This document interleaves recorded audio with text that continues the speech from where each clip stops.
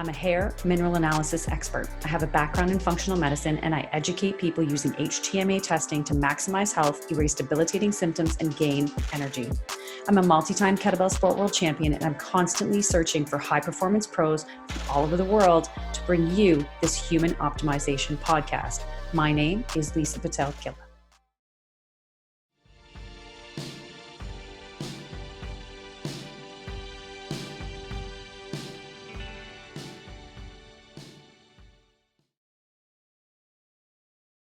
Welcome everybody to a brand new episode of the Human Optimization Podcast.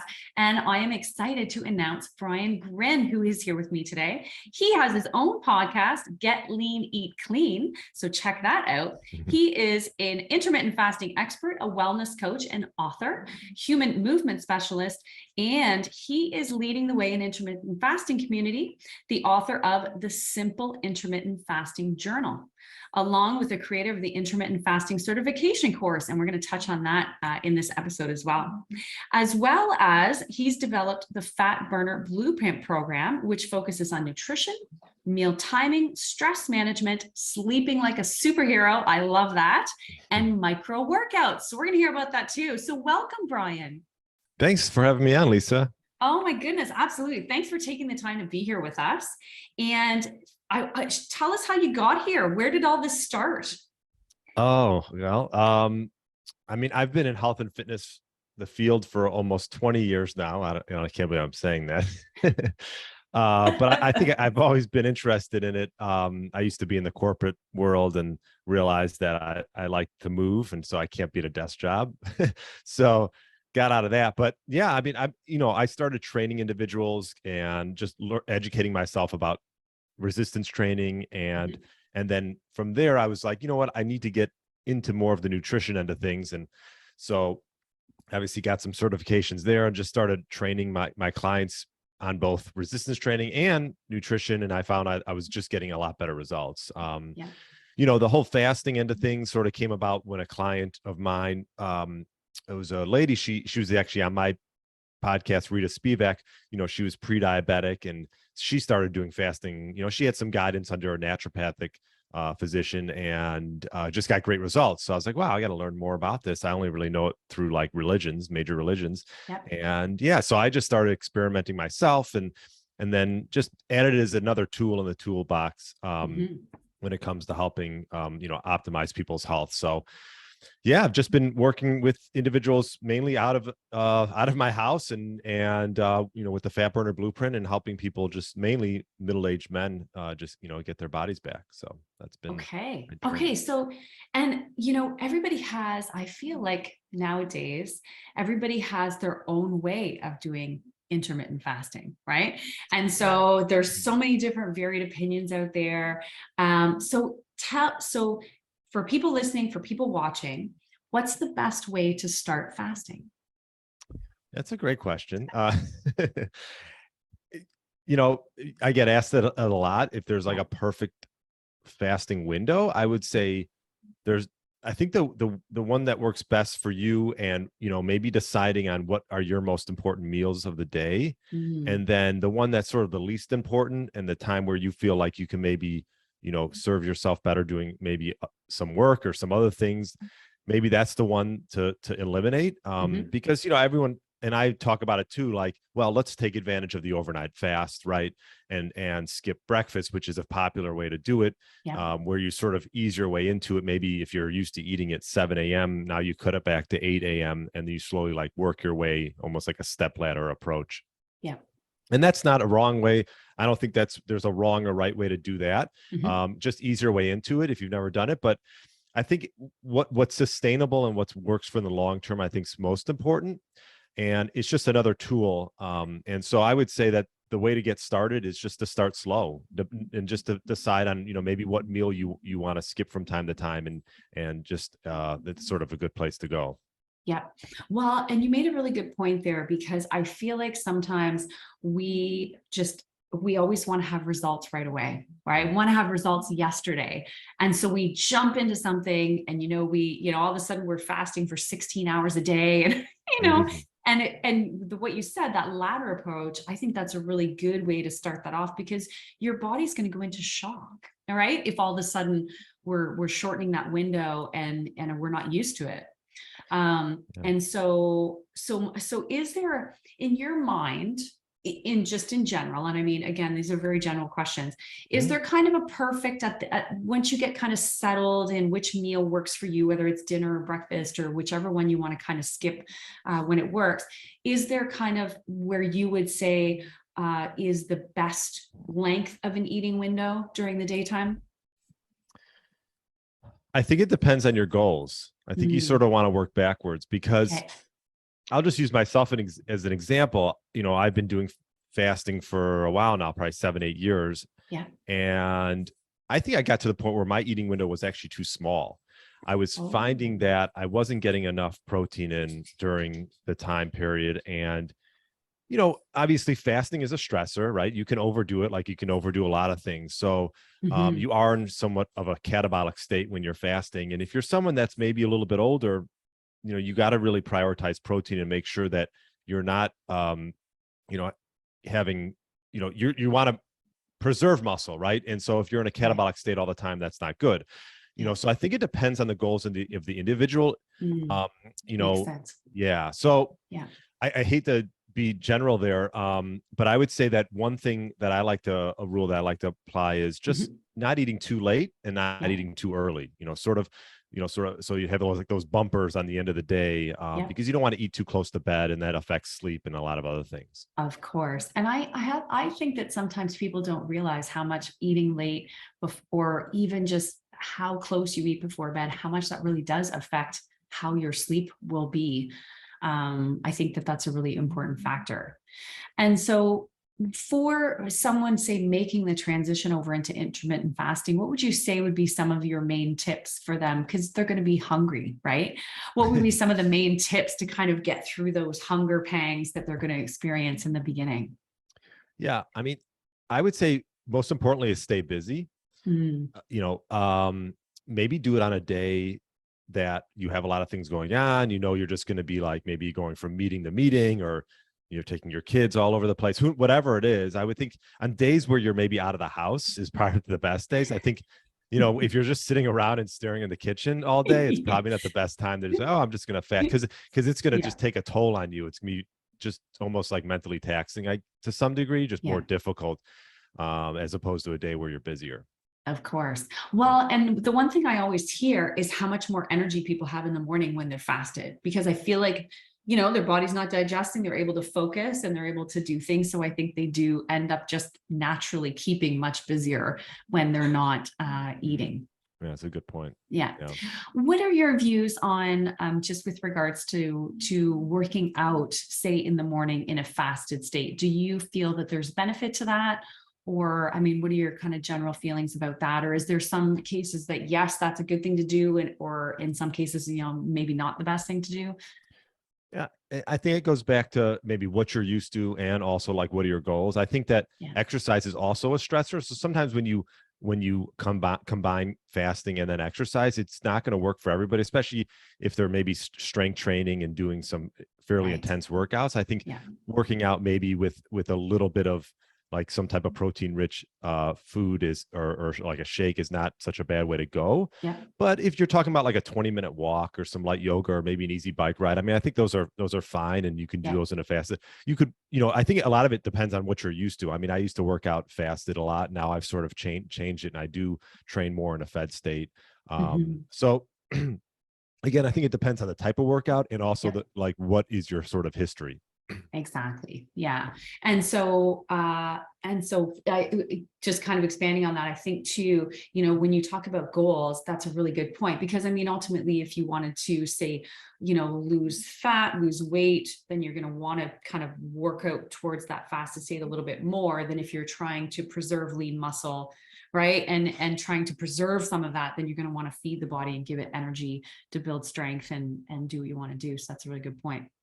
And so there's a term that people may or may not understand fully, and that is fat adapted. What does that mean? Just layman's terms, what does it mean for your body to be fat adapted? Yeah. So fat adaptation is your ability to convert fat to energy. Mhm. And when you're fat adapted, you don't need necessarily a steady stream of carbs to come in and glucose to power you throughout the day. You can tap into your own body fat as Mhm. energy. So, it's like back in our ancestral days, they didn't always have meals and they didn't have access to food all the time. So, Yeah. they had these sort of counter-regulatory and survival instincts where fat mass was used to sort of help them get through the day. Mhm. And so how does someone work their way to become fat adapted? What's a strategy to be able to do that? Yeah. So a few different ways they can do that. Mhm. One is maybe sort of titrating their carb use down a bit, Okay. while also maybe implementing some type of fasting protocol. Mhm. I mean, keto diet has obviously become very popular. Mhm. I think it can get carried away a little bit, but I think if you're used to eating maybe 400 grams of carbs a day, and if you just try that down, even, like let's just say instead of 200, you go to 150, and then 150 maybe to 100, Yeah. sort of work your way down. That can help you get in, and start breaking fat, which is called lipolysis. So, Mhm. I think that's a good place to start. Yeah. Perfect. Yeah. And so with someone who, let's say, with regards to, let's say their goal was, to become fat adapted and to be able to kind of lose fat in the process, right? And be able, because I feel like a lot of people do kind of gravitate towards the keto diet to be able to become a little bit more lean and things like that. Maybe not necessarily an athlete, but just a person in general who likes to work out a couple times a week or three times a week just to stay healthy. What kind of process, I guess, would they go through to be able to support their fat adaptation? Yeah, I think it's important to get enough protein during that process, especially if they're lifting and they're getting plenty of amino acids and things like that are circulating in the bloodstream. So, the body's a smart vehicle, right? Like if you sort of quote unquote starve yourself from getting glucose, it'll go to sort of the backup system, which is utilizing fat as energy. So Yeah. I think that, you know, taking it slow and easing your way into it.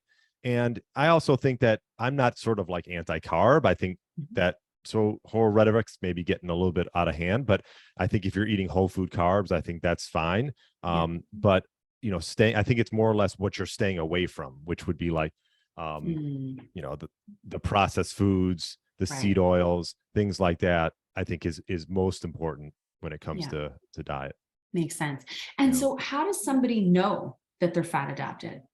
Like how is it, can they, Yeah. how do they know once they get there? What can they test? What can they do?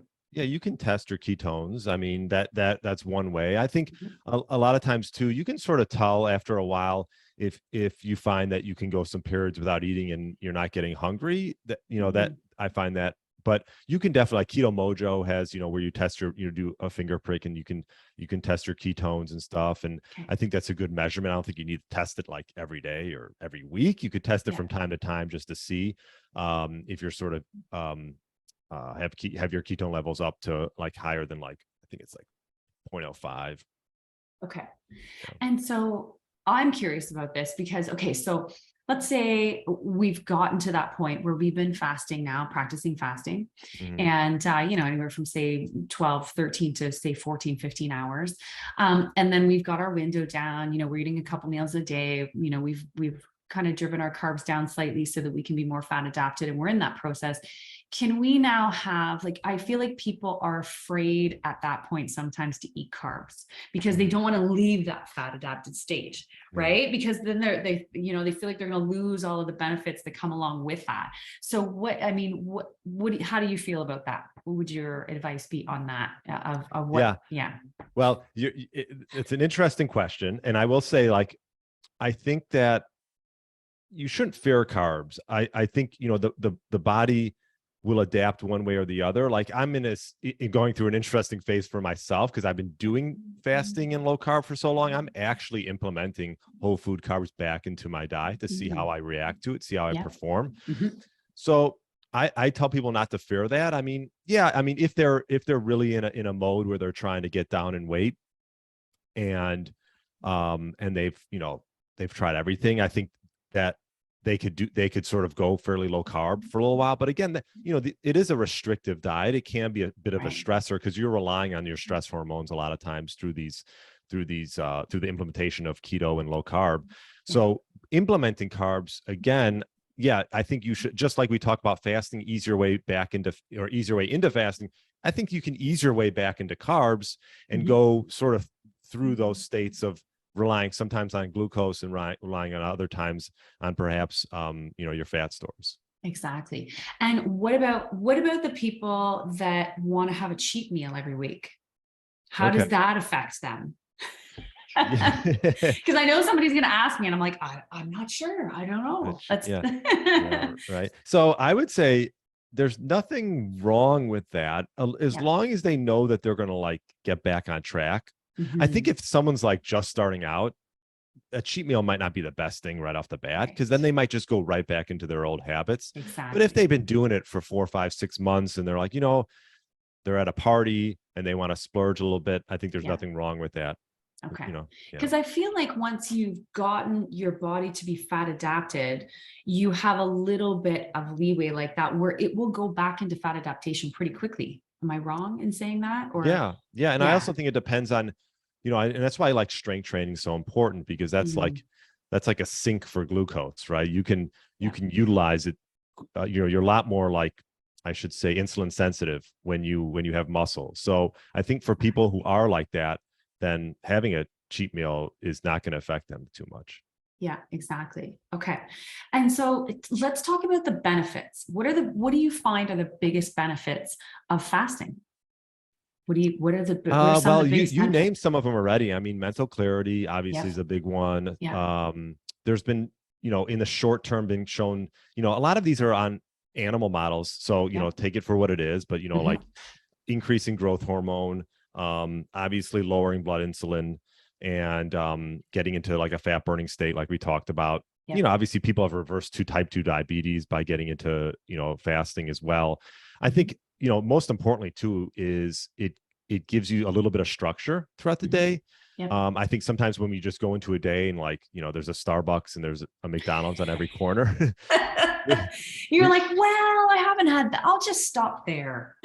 Yeah, right. Exactly. Yeah. Yeah. So I think it Yeah. helps people to sort of just give you boundaries. And I think that's probably the most important thing.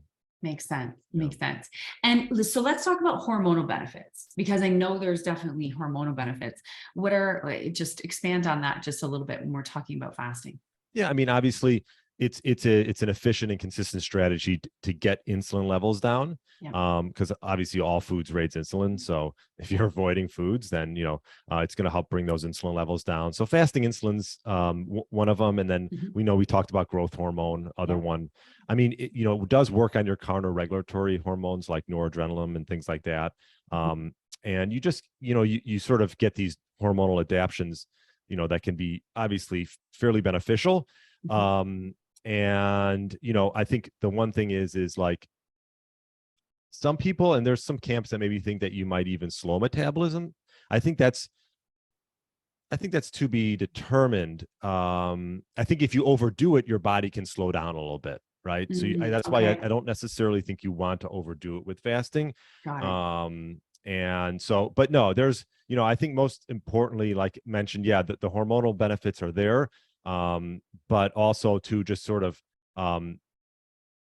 giving you freedom and flexibility. I feel like too, Yeah. like not being tied down by the clock and feeling like food is sort of running your day. Right. Right.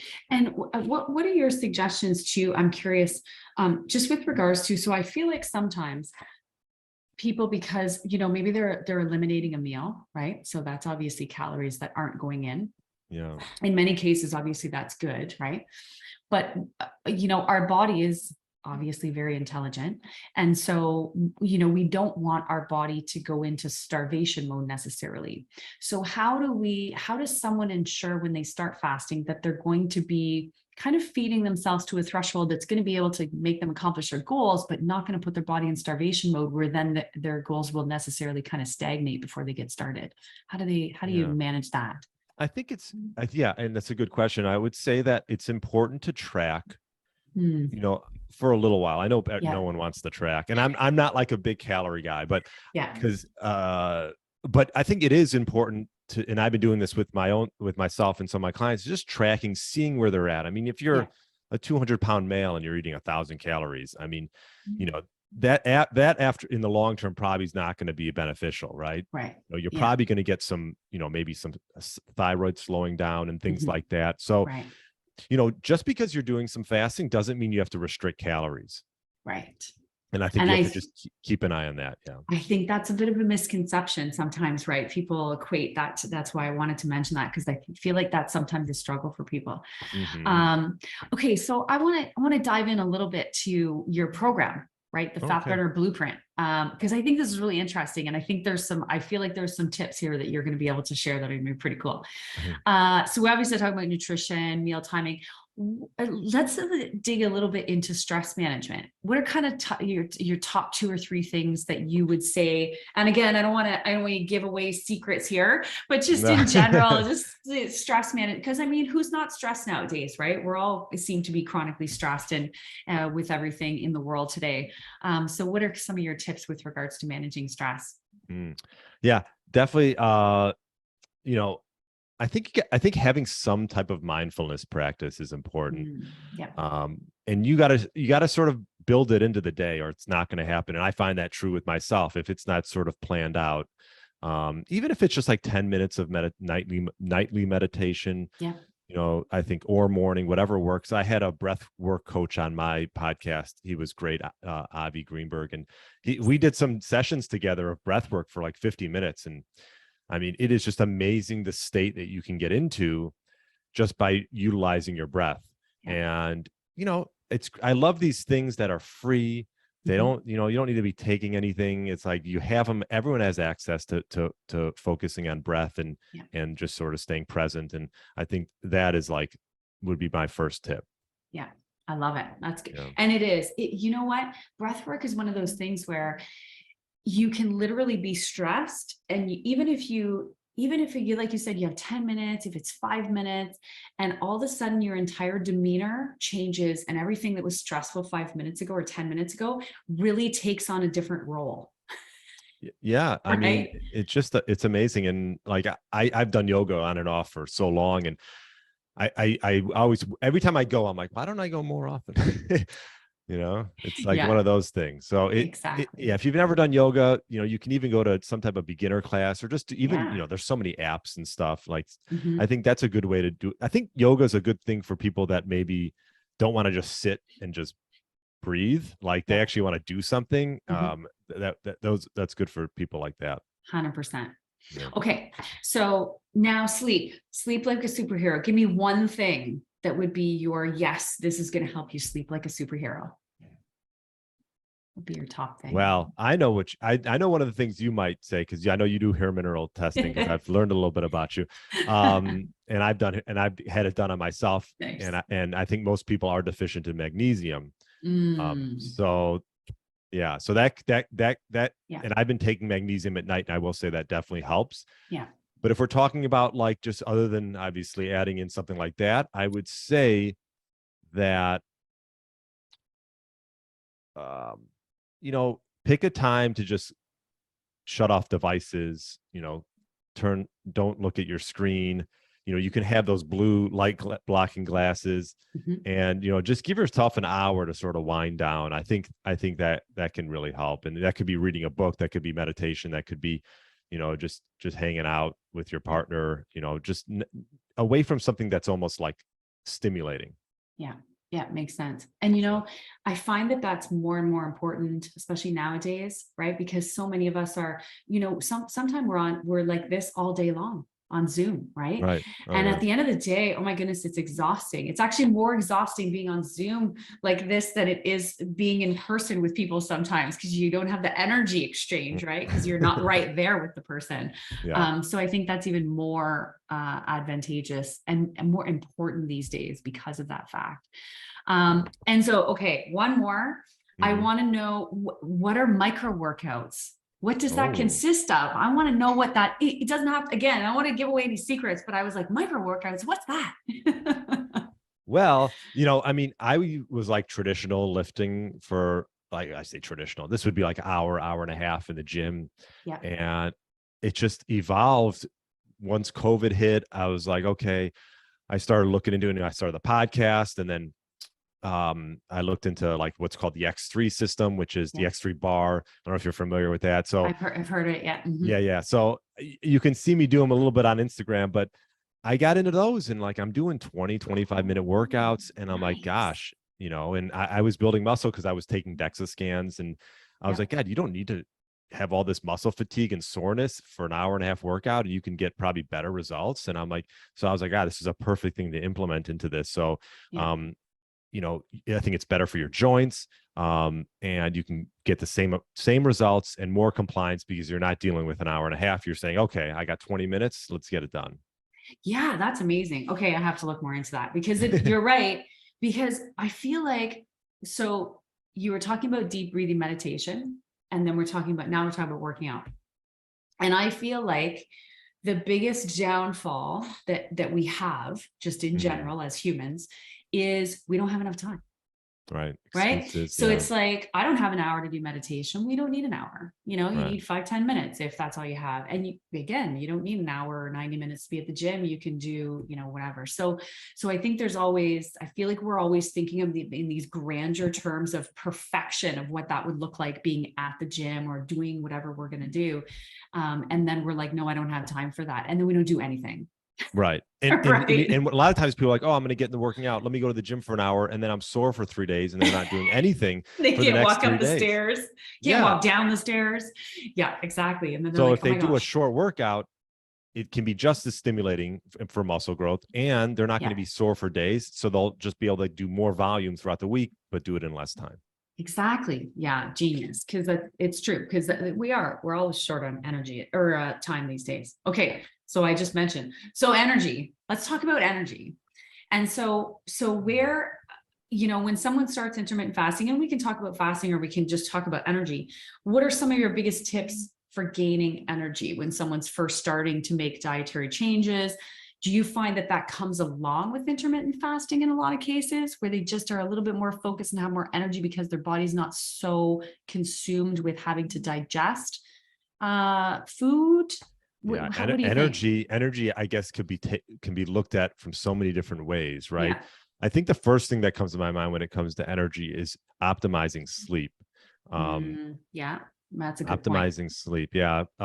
So we talked a little bit about it, but also sleeping in a dark environment, a cool, Yeah. dark environment, I think is important as well, and just prioritizing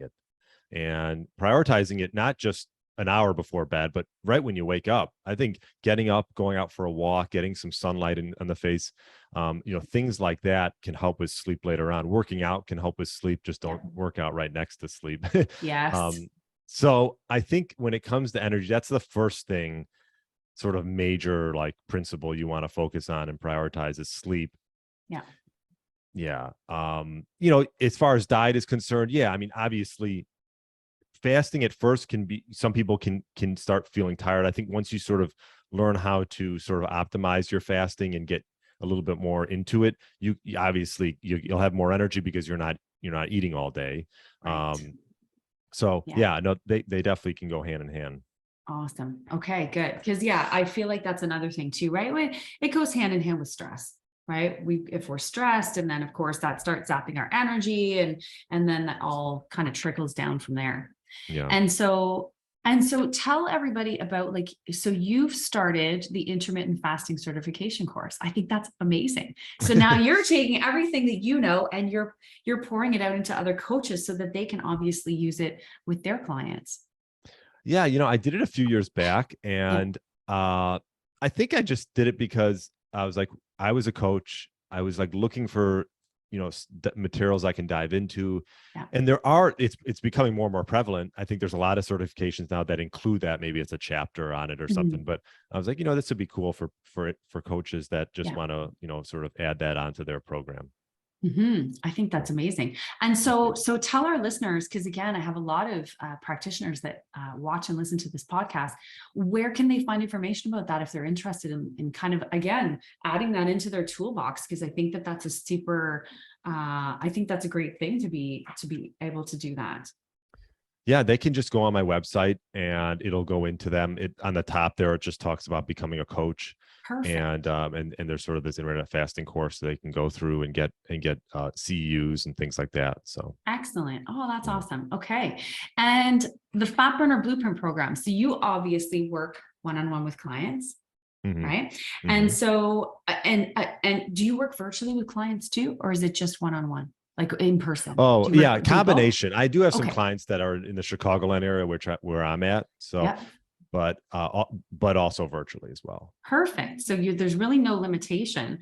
And so obviously they can pop on your website. We'll have that in the description as well, to be able to work. And I mean, so most people that come to you, obviously Fat Burner Blueprint, there's a goal there where you're trying to get back into feeling, I'm going to say, be preemptive, feeling like yourself again, right? Our old selves. Is that kind of part of it?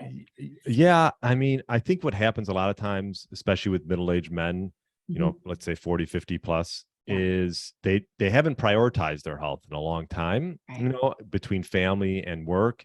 And I think it's just getting back to putting them first and prioritizing their health, because they start to realize that they want to be there when their kids are, growing up and married and things like that. And so, hopefully they come to me and that there's not some type of health scare, that they just sort of self-realization that they do want to make a change and they want to be proactive about it.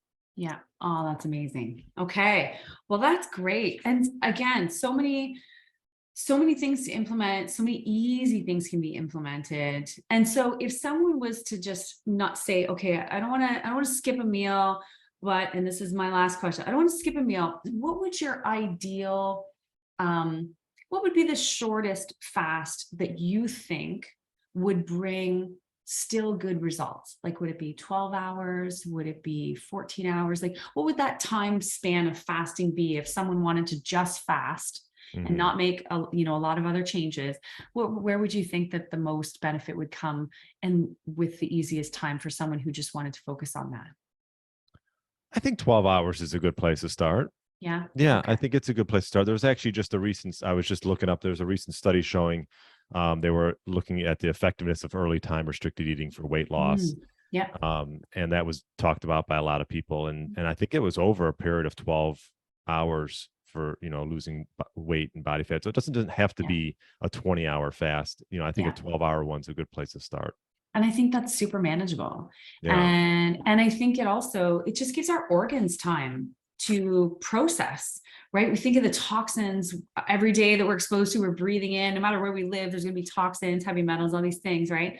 And I think that gives our organs time to kind of do a reboot as well, and have time where they're not super stressed trying to help digestion and everything else happen. Yeah. I mean, digestion can take 6 to 8 hours. Exactly. Think about that. So yeah, 100%. And that's why, I mean, eating before bed, now your body's working while you're trying to sleep.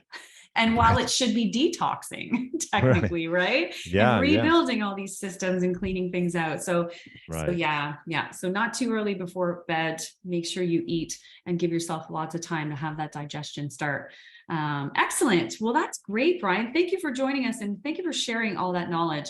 And, if you're watching, if you're a practitioner, head over to Brian's website. It's going to be in the description, and check him his coach's certification program. I think that's amazing. amazing. Mhm. And if you're looking to get into better health and start some fasting, or even start some fat adaptation and micro workouts, which are super cool, I'm going to check Mhm. that out, then make sure you reach out, because of course, Brian works not only in person, but also virtually. So thanks for Yep. joining us. And thanks to everybody out there for watching. If you're watching on YouTube, we have a brand new episode every 2 weeks. Make sure you subscribe to my channel and give this episode a like. And if you're listening on your favorite podcast hosts, make sure you give us a thumbs up, and we'll see you next time. Thanks for listening to today's show. Head over to Pitel-Killah.com to gain access to some amazing free resources that will help you gain energy, erase debilitating symptoms, and be the best version of you. Remember to give this podcast a like and follow me on social media at Lisa Pitel-Killah. I'm here every 2 weeks with a brand new episode of the Human Optimization Podcast. Until next time.